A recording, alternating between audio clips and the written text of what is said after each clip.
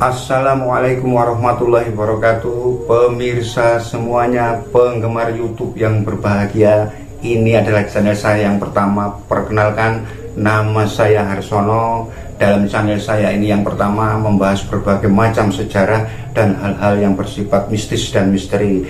Bagi teman-teman dan saudara-saudari yang menyukai channel saya ini, saya mohon bantuannya untuk like, komen, dan subscribe. Atas bantuannya saya ucapkan banyak terima kasih. Assalamualaikum warahmatullahi wabarakatuh. Salam seduluran.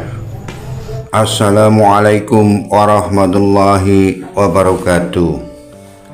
Sunan Kalijaga itu nama aslinya Raden Said, putra dari Adipati Tuban, yaitu Temenggung Wilatikta. Temenggung Wilatikta juga sering disebut Raden Sahur. Nah, Raden Sahur itu masih keturunan Ronggolawe. Agamanya Ronggolawe ialah Hindu. Akan tetapi Raden Sahur sudah masuk agama Islam. Sedangkan sejak kecil Raden Said sudah belajar agama Islam.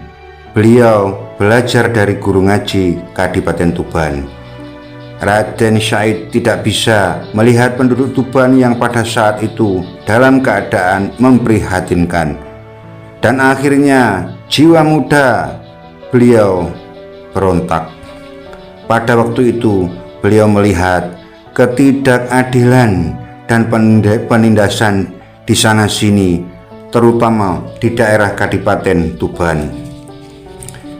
Gelora jiwa muda Raden Said meledak-ledak manakala melihat praktek oknum pejabat Kadipaten Tuban di saat menarik pajak pada penduduk atau rakyat jelata. Rakyat pada saat itu sangat menderita kelaparan. Itu semua dikarenakan Kadipaten Tuban dilanda kemarau panjang. Dalam keadaan menderita dan sengsara, mereka harus membayar pajak yang kadangkala tidak sesuai dengan ketentuan yang ada, bahkan jauh dari kemampuan penduduk. Walaupun Raden Said seorang bangsawan, beliau lebih suka hidup bebas tanpa ikatan dan aturan adat istiadat bangsawan. Beliau sangat senang bergaul dengan rakyat jelata atau dengan segala lapisan masyarakat. Beliau rendah hati dan berbudi luhur. Niat Raden Said untuk membantu meringankan penderitaan rakyat Tuban sudah beliau sampaikan kepada ayahnya, tetapi ayahnya tidak dapat berbuat banyak. Akan tetapi Raden Said cukup memahami posisi ayahnya sebagai adipati bawahan Majapahit. Pada suatu malam penjaga gudang sedang tertidur lelap. Raden Said mengambil sebagian kecil hasil bumi yang ditarik dari rakyat untuk disetorkan ke Majapahit. Bahan makanan itu dibagi-bagikan kepada penduduk yang membutuhkannya, dan hal itu beliau lakukan di setiap saat ada kesempatan. Akan hal itu beliau lakukan tanpa sepengetahuan ayahnya. Tentu saja rakyat menjadi kaget, bercampur girang menerima rezeki yang tak diduga-duga, dan rakyat pun tak pernah tahu siapa orang yang memberikan rezeki itu. Sebab Raden Said membagi-bagikan hasil bumi yang diambil dari gudang itu pada saat tengah malam dan pada saat rakyat tertidur pulas.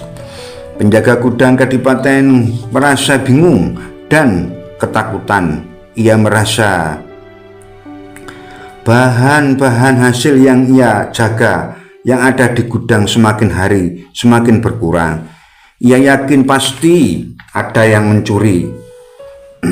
Dan akhirnya penjaga gudang itu ingin mengetahui sekaligus menangkap pencuri tersebut. Raden Said benar-benar tidak menyangka kalau perbuatannya bakal ketahuan. Ketika Raden Said hendak keluar gudang sekaligus membawa bahan makanan dan hasil bumi, tiba-tiba beliau sudah dihadang 3 orang prajurit Kadipaten, dan Raden Said pun tertangkap malam itu. Raden Said pun dibawa ke hadapan ayahandanya. Adipati naik pitam pada malam itu, dan akhirnya Raden Said dihukum dengan 200 kali cambuk pada kedua tangannya dan disekap beberapa hari dalam sebuah ruangan. Jerakah Raden Said atas hukuman yang dia terima? Tidak. Sesudah hukumannya selesai, Raden Said benar-benar keluar dari lingkungan istana, tak pernah pulang sama sekali. Dan apakah yang dilakukan Raden Said? Raden Said merubah penampilannya. Beliau memakai topeng khusus dan pakaian serba hitam. Raden Said merampok para saudagar kaya yang pelit dan para pejabat yang korupsi. Hasil rampokannya beliau bagikan kepada fakir miskin dan orang-orang yang membutuhkan. Pada suatu ketika ada orang yang ingin mencelakakan beliau. Ada seorang pemimpin perampok yang mengetahui sepak terjang Raden Said. Kemudian perampok itu meniru cara berpakaian seperti Raden Said, bertopeng dan berpakaian seperti hitam, serba hitam.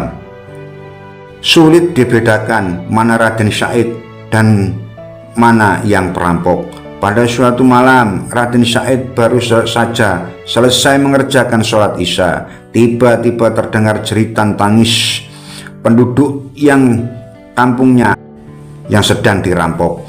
Raden Said segera mendatangi kampung tersebut. Begitu mengetahui Raden Said datang, para perampok pada lari semuanya. Tinggal kepala perampok yang sedang memperkosa gadis cantik di dalam kamar. Sontak pintu kamar pun didobrak oleh Raden Said. Raden Said tertegun, ternyata perampok itu berpakaian seperti dirinya. Raden Said berusaha menangkap kepala perampok itu, namun tidak berhasil. Tiba-tiba suara kentongan bertalu-talu pertanda ada perampokan. Penduduk dan desa lain berdatangan. Kemudian gadis yang diperkosa tadi sontak dan berlari ke arah Raden Said dan memegang erat tangan Raden Said. Dan gadis itu mengatakan bahwa ia telah diperkosa oleh orang bertopeng tersebut. Raden Said pun kebingungan, dan akhirnya Raden Said pun ditangkap dan dibawa ke balai desa. Kemudian kepala desa merasa penasaran dan membuka topeng Raden Said. Begitu mengetahui siapa orang di balik topeng itu, kepala desa pun langsung bungkam. Dengan segera diam-diam kepala desa membawa Raden Said ke Kadipaten. Jangan sampai hal ini diketahui oleh penduduk Tuban. Mendengar hal yang dituduhkan pada Raden Said, sang adipati pun menjadi murka. Tak ayal lagi, Raden pun diusir dari Kadipaten Tuban. Pergi dari Kadipaten Tuban ini, kamu telah mencoreng nama baik keluargamu sendiri. Pergi, pergi, pergi, pergi, dan jangan pernah kembali sebelum dapat menggetarkan dinding-dinding istana Kadipaten ini dengan ayat-ayat suci Al-Quran yang sering kamu baca di malam hari, kata adipati tersebut. Hanya ada satu orang yang tak percaya perbuatan Raden Said, yaitu adiknya Dewi Rasawulan. Adik Raden Said itu berjiwa bersih dan luhur. Setelah diusir dari Kadipaten, Raden Said berjalan tak tentu arah tujuan, dan akhirnya beliau menetap di hutan Jatiwangi. Selama bertahun-tahun Raden Said menjadi perampok budiman. Mengapa disebut perampok budiman? Karena hasil rampokannya tidak pernah ia makan, akan tetapi lagi-lagi ia bagikan kepada fakir miskin. Dan yang dirampok hanya hartawan kaya raya yang tidak mau menyantuni fakir miskin dan tidak mau membayar zakat. Kemudian Raden Said mengganti namanya. Orang-orang menyebut beliau sebagai Branda Lokajaya. Pada suatu hari ada seorang baju putih lewat di daerah hutan Jatiwangi, dan orang itu membawa sebatang tongkat, dan tongkat itu gagangnya berkilauan. Kemudian Raden Said menghadang orang tua berjubah putih itu, dan Raden Said merebut tongkat yang dipegang oleh orang yang berjubah putih itu dengan paksa, dan akhirnya orang tua tadi terjatuh, terjerembab dan tersungkur. Orang berjubah tadi berusaha bangun dan menangis karena telah berbuat kesia-siaan. Katanya, ia telah membunuh beberapa rumput. Rumput tadi harusnya diberikan pada hewan, misalnya sapi, tapi rumput itu mati sia-sia beserta aku telah berbuat, berarti aku telah berbuat kesia-siaan pula, kata orang yang berjubah putih tadi. Dan perkataan tadi ditujukan kepada Raden Said. Kemudian Raden Said pun mengembalikan tongkat yang dirampasnya tadi. Raden Said pun semakin penasaran terhadap orang yang berjubah putih tadi. Dan akhirnya orang yang berjubah putih itu pun bertanya pada Raden Said, "Apa yang kamu cari di hutan ini, anak muda?" "Aku menginginkan harta." "Untuk apa?" tak tanya orang yang berjubah putih tadi, yang tak lain adalah Sunan Bonang. "Aku berikan kepada fakir miskin dan penduduk yang menderita," kata Raden Said. Kemudian orang yang berjubah tadi berkata, "Kalau kau ingin harta atau emas, itu ambillah," sambil menunjuk ke arah pohon aren atau enau yang buahnya lebat, dan buah anau itu berubah menjadi emas semua. Kemudian Raden Said berusaha mengambil buah tersebut, akan tetapi Raden malah kejatuhan buah anau atau aren. Begitu Raden Said bangun dari jatuhnya karena tertimpa buah pohon aren tadi, orang yang berjubah putih itu sudah tidak ada di situ lagi.